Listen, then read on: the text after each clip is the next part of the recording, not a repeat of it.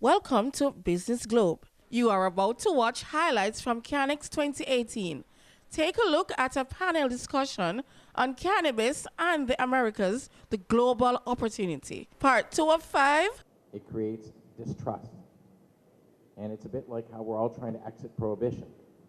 You can't walk out of prohibition, you gotta jump out. You gotta follow all the rules. And then you gotta have a lot of good sheriffs to make people follow the rules, and I think labs and verification of the facts that the SOPs are being followed is probably the single weakest thing we see globally, and it will be the way that it diminishes the global opportunity in the transit across Americas if that testing doesn't occur. So for the entrepreneurs, what do we want out of testing? I want fast, I want accurate, and I want it to be a declining cost over volume. Not that hard. Fast, accurate, declining cost over volume. If it's mobile, wow, even easier. And if you design your test that you don't need to take 50 grams of product and destroy it to run the test, but can do it with 5, over the course of several years, that adds up to a lot of product you didn't destroy. And so I think that there's a intermediary opportunity between the regulator and the regulated, and it's for sure that.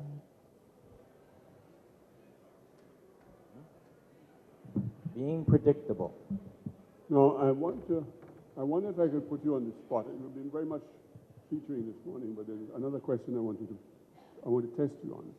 We heard this very ambitious vision from our former president. Did you hear it? Did you hear the presentation which had been made by President Fox? No, my point is, what we heard was a very ambitious vision in terms of how we saw the industry developing and the role it can play in Mexico. You can't hear. Oh, you're not hearing me. Are you hearing me better here? Oh, I'm sorry. I was speaking and they weren't hearing me because the microphone is not apparently connected there. What I'm saying is,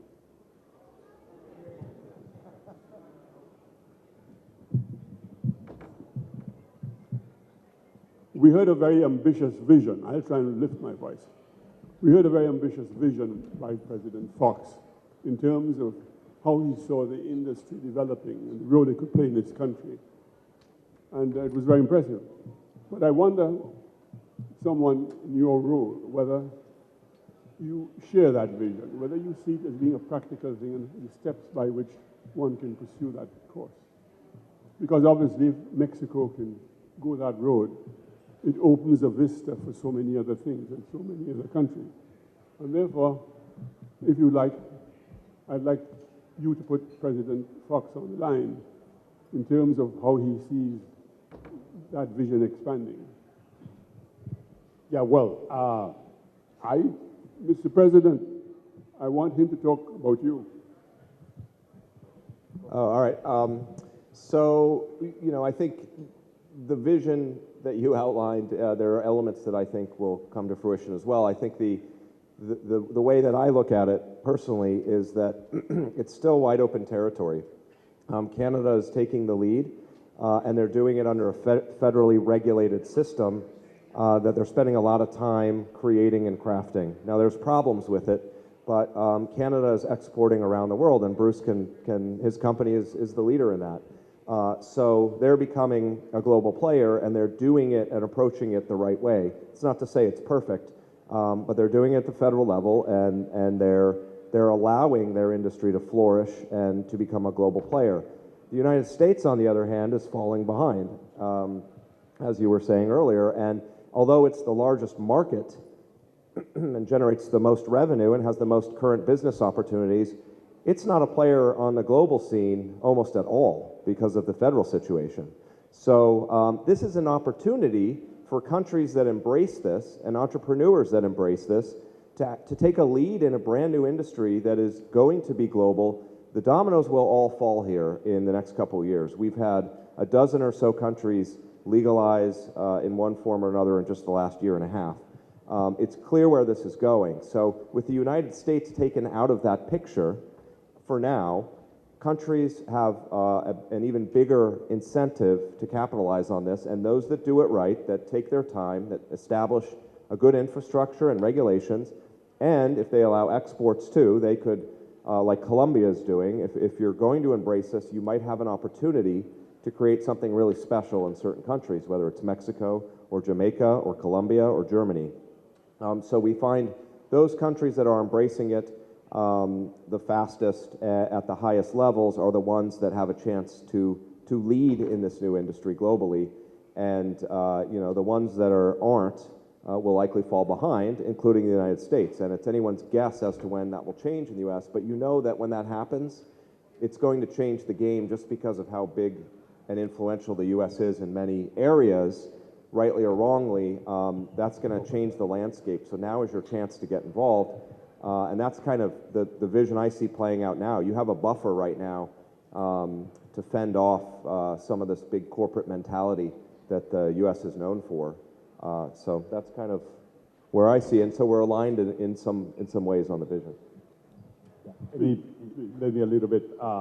One aspect that I think is crucial is how do we integrate those players that were on the ground, that have incredible experience and have developed great talent and capacities to the new industry.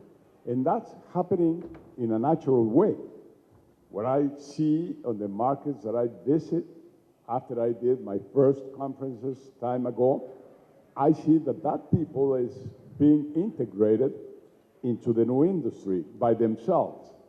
And in a way, in the case of Mexico, that's maybe the most important priority, because as I said, we have those 100,000 kids working for the cartels today. We have so many producers out on the mountains in different places of Mexico. We have right now a war in the state of Guerrero with amapola, which I compare to marijuana.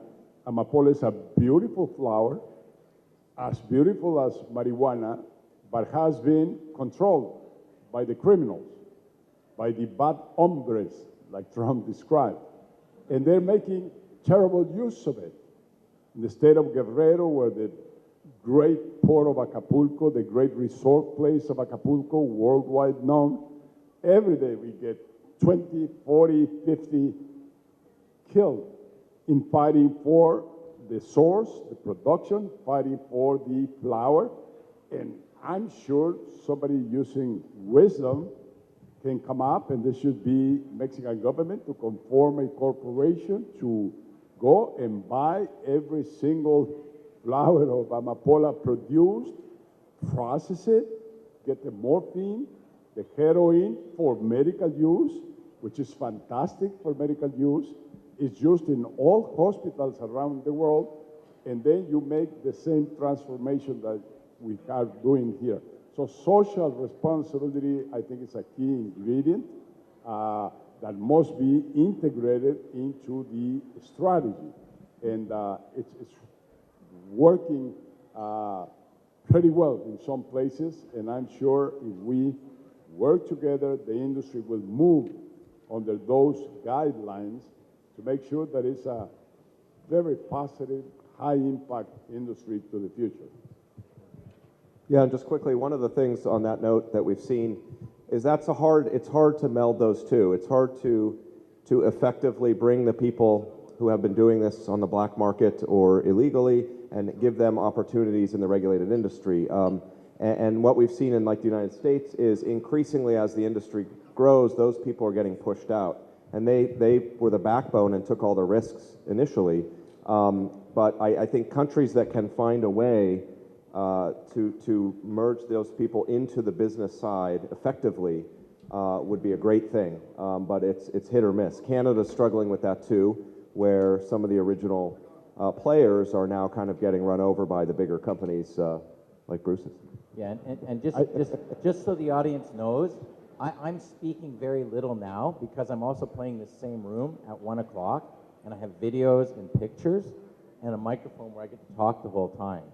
And so we met. But we come first. We come first. Yeah. We met last night, and we had a discussion. And I agreed I'm going to go to his event in April, but we discussed that the only problem would be that we both want the microphone all the time.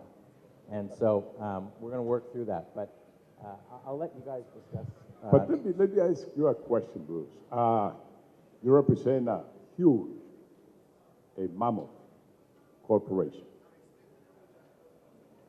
On this business, what's the thinking? Would you franchise? Would you integrate the small, the medium-sized companies? Are we going to work together, or one big giant is going to absorb the whole business? Well, one answer would be very unpopular, so I won't give that one. No, so what we honestly do is, in the context, even for Jamaica, so when Minister Shaw talked about having a pool of capital to assist the small craft grower, I think that capital will be better used if they take it and say $1, and it's the obligation of industry to match it with more dollars. And what we try to do is create a pool and a way to bring the small craft grower up, because when a customer who's a patient or not walks into a store, you know what they want? Selection. You know what they want is a story. And stories come from all over. And not everybody wants the same story. And so what I like to do, and what we do in Canada, we have these things called craft growers. They're the folks who grew it before maybe, or know a lot about growing on a small basis. And small in Canada might be 20,000 square feet, 30,000 square feet. What we do with those people is producing a lot of cannabis that's top quality is what they do. They then need someone who's going to put it in the package, meet with the compliance. Like, to meet with the compliance means testing for 61 attributes. It means making sure when you fill a 5-gram container that it can't have more than 5.05 grams and not less than 4.90 grams in a 5-gram container. And it means if you have patients that you have to register, you have to maintain that registry for 2 years. And so where the opportunity for the amazing grower is to do what they're amazing at and then integrate vertically in. And what it works out to is they get about 50% of the net profit or more for doing that. And so we have this thing called Canopy Rivers, which funds that kind of thing in Canada. And the result is you're not unpopular, you have selection. And when you have selection, that's why we have 30% market share, because we don't just sell our stuff. And so I think what you're going to find in Mexico is that there's going to be opportunities across the spectrum, but you are going to need large companies, because if you're going to run clinical trials, or if you're going to have large extractors that are going down to what they call API, active pharmaceutical ingredients, and if you're going to try and be the best source of that and not let that run off to, say, India, right? Because most medical ingredients come from India.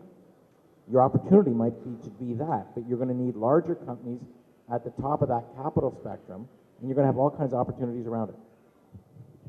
Yeah, and I want to bring up, for instance, what I spoke about the automobile industry. You take one of these NAFTA corporations or global corporations. If you see Mexico, you have a GM plant on the top of the cluster, but then they have first-level suppliers, which are around 50, and then each of those 50 suppliers have around 50 companies providing those suppliers with products, and even those third level go to a fourth level where they buy raw materials brought from Asia, brought from this. So it's a very virtuous kind of working. So you see there are thousands of small, medium-sized companies integrated so that you can have at the very end the quality, the service, the reliable products for the consumer, which at the very end is the king, and that's what COFEPRIS is working about. And this regulation agency also has had, I would even say, a very friendly conflict with the regulator on the economic side, which is defending these small, medium-sized companies and producers, the whole supply chain, the quality of the product. So everything integrates on something that is going to be extremely successful, creating wealth, creating jobs, and creating taxes for authorities, which also is part of the deal. Just a quick response to what just former ex-president said. Let me just give you the vision of the regulator for cannabis. I mean, it is important for me to explain and for you to understand what we are thinking. We don't have a mandate to be moral or to be some way an obstacle for cannabis. We have a very specific mandate in COFEPRIS, and this is the same mandate that every regulator that works in terms of quality is working or should be working, and it's protecting the people against sanitary risk. That is the principle. So we have a double mandate as well, not only protecting the people, but also to understand that each action that us regulators take in an industry can be an obstacle or could be fostering the industry, could be promoting economic development. And this is the case. In terms of the industry that is developing in cannabis, in food, beverages, medicines, supplements, medical devices, and all these industries, we are in the position to comply with these two principles, to protect people against sanitary risk by using quality standards, and second, to develop these industries by the guidance of all the interested parties. So we are receiving in COFEPRIS, and you are invited to go to COFEPRIS, and I will give you dates, or I will give you basically the opportunity to go and see our experts there, because we are receiving micro, small, medium, and large companies so that they can have certainty of how they can carry out procedures in COFEPRIS and obtain authorizations once the regulation is published. So there is a great opportunity to understand Mexican regulation. It is going to be issued. That is a yes. So that what I would suggest you to do is to be prepared, to think of quality, to be close to COFEPRIS, to the regulator. I actually celebrate that you're saying that it is of great importance to be close, regulator and the industry regulated. We have to start this industry by, as regulator, by giving certainty, by being predictable, by being transparent, by being ethic, and by authorizing always with a scientific basis. You can take away rules and not wreck things. It's better to have more rules to start and remove them than to have rules being added each day.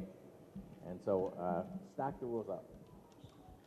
Yeah, and the complaint you often hear from the people on the business side is that there's too many rules, they're too complex. And I disagree. I think there is a thing as too many rules, but I get your point is that you can always scale back. It's worse if you have to add rules down the road, and that's what I was referencing before, where you see a lot of countries do that. Just when you think you know how to play the game, they change it, so in ways that negatively affect you. Permit me a question. Would that not inhibit the startup of the business? If you have too many rules, might that not slow your the entry of people into the industry? Well, yeah, absolutely. It could slow your entry and it can cost more. Again, it's finding that balance. Every country's doing it different.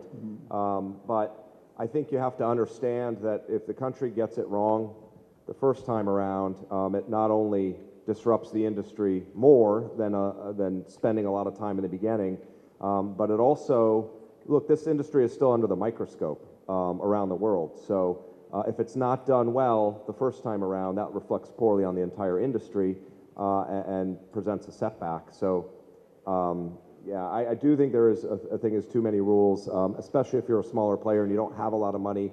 But you also have to understand that the rules are there to bring this industry out of the darkness and to make it legit and respectable and mainstream. And without them, or without them to this degree, it's hard to convince people to keep going in this direction. So it's a good thing overall, but it can be frustrating.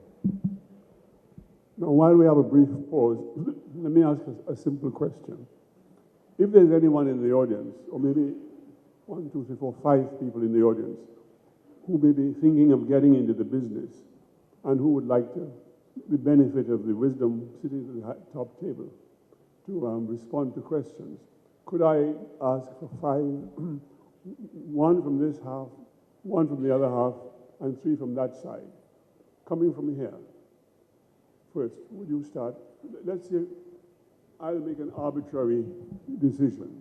The first half, the second half, I will choose somebody from there. The third one from the back there, and two others from here, which is more populated. If there are any questions you want that you think you may find answers, some we've already identified this gentleman here already. The first speaker, the first question will come from this gentleman. He was the first to ask. Would you? Yes. Would you come, please?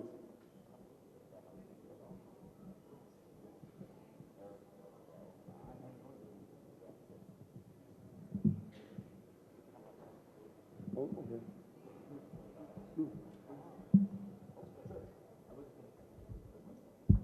Thank you.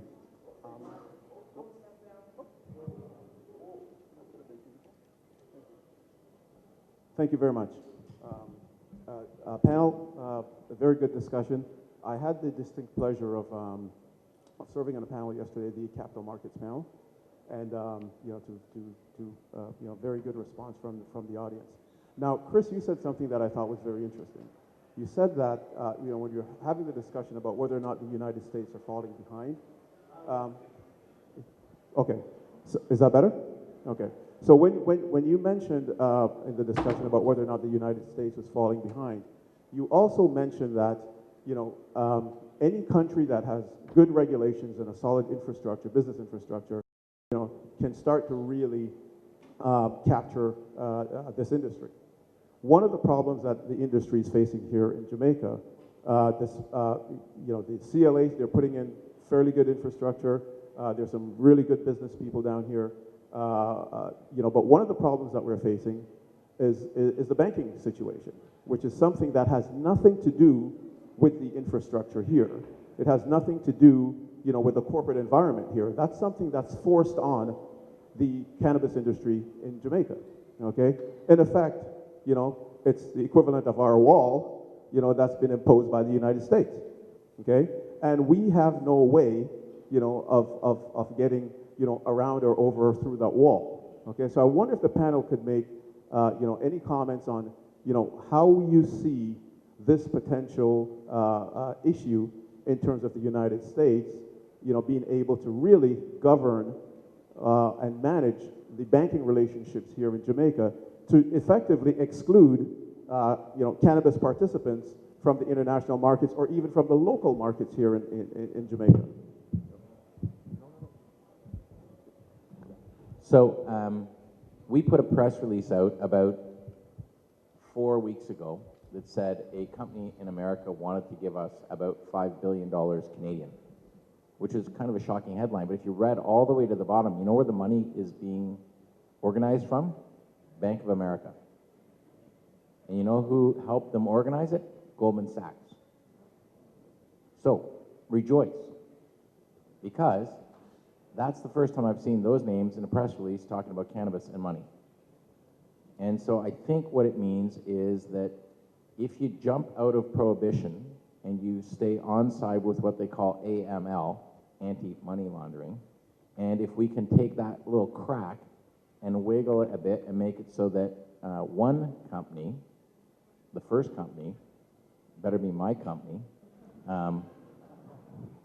gets the funding to happen, do you think it's forever till the second one gets it? So as much as many people say, oh, big cannabis company, don't know if I like that, you like it. Because big companies sometimes get stuff done, and there's a big cascade that follows. And so we're working that one super hard.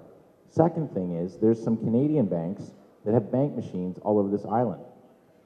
Like if you like Nova Scotia, maybe you like the Bank of Scotiabank.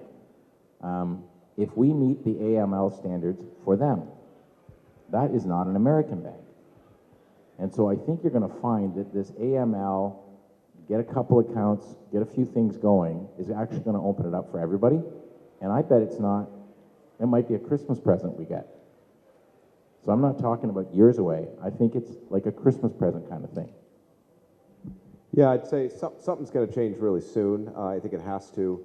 I get your point clearly, and every country has its own obstacles into becoming coming into its own in this industry, and that's unfortunate that in this region of the country you have to deal with that banking situation only because of the U.S. But to Bruce's point, I think with Canada taking a lead, there's going to be some other options coming up here soon. And also, there was a significant development in the U.S. the other day that shows where I think this is going, and it could happen sooner than people think. But basically, the DEA, the Drug Enforcement Administration, moved approved CBD medicines down to Schedule 5. So what that means is they're acknowledging for the first time that some medicine derived from cannabis is not harmful, doesn't have a high risk of abuse. This is the first time they've ever acknowledged it. So this development, like from a practical perspective, is not that big. They're basically approving one type of drug that the FDA already approved. But they're saying if the FDA approves other type of CBD medicines, that they'll be on this Schedule 5, which means they can be sold much easier. So the significance of this is that things are changing. And that is that first crack, too, in the federal government, hopefully moving towards a more reasonable policy. But I think you're going to see these cracks all throughout the system. Like Bruce mentioned with the banking, that's the first crack, right? And you just get that wedge in there, and you can open that, hopefully, quickly. With more countries legalizing by the day, it's going to be harder and harder for the U.S. to maintain this position on the banking side as well. Okay, from the middle of this section to the rear, could those who want to ask a question show their hands? We'll choose one. Any questions from the second half? No. You need a mic, so I'll remind people at 1 o'clock I have videos and pictures. Please come back. Okay, no hands have gone up there, so let's see if there are any. On this first half. No, that lady was first. I think she was. Are you, excuse me? We're trying to attract the lady's attention. You had your hand up. Give this one to him. All right. Pass it to the gentleman then. He's more interested. Yes. Good morning to everyone. My name is Duckworth Grange. I'm a resident here of Jamaica. I'd like to ask the panel. Jamaica is a small island, right? But we have some unique resources. Can you speak of the opportunities there are in terms of what we have here? Hold the microphone closer, please. What we have here in Jamaica that makes Jamaica such a brand. Could you speak on that? What we have available to us as Jamaicans, so that we can enter this market and also create opportunities for those individuals that have also been, as I would say, incarcerated, been looked down upon, and now this industry comes in, and to get them to also participate, as President Fox had mentioned. Let's see if we have that question together. You wanted, first of all, an identification of the criteria, of the qualities in Jamaica that give you an advantage. That's one aspect. Then the social implications of people who are incarcerated when they come out and the opportunities for getting. Is that it? Panel. Just really quickly, I'll start. I mean, this was mentioned yesterday too, but Jamaica has a brand in this industry, right? That's been cultivated over decades. And so if the country can capitalize on that, that's a powerful thing, and it's hard to build that. Jamaica is one of the only countries where you could say that. So that brand, and keeping true to that spirit of it, right? If it becomes all corporate and kind of removed from the everyday people, it'll lose that brand. But if the country can harness that over time, and if it becomes, if legalization opens up here even more, on the tourist side, the possibilities are endless. So, developing a brand is really, really hard, and Jamaica already has that down.